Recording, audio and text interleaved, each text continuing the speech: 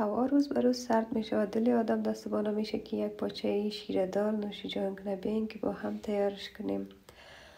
اول پاچه ها رو در آب گرم میندازیم و بالایش نمک اضافه میکنیم. میمانیم که خوب جوش کنه. وقتی که جوش کرد قفای اضافی که است میگیریم تا که پاچه ها خوب پاک شوند.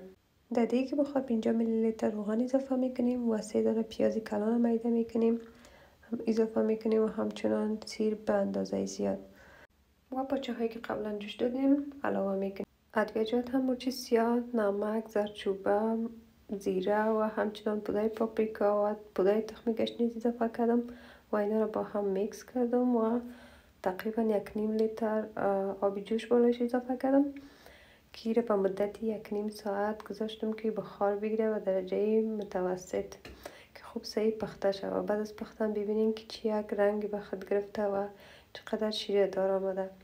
در فصل سرما و زمستان این بهترین غذا برای اطفال و همچنان خود ما می باشه که بدن گرم نگاه میکنه و همچنان مقوی است. این یک ریسیپی بسیار ساده است. شما میتونید که به این شکل آماده کرده و نوش جان کنید.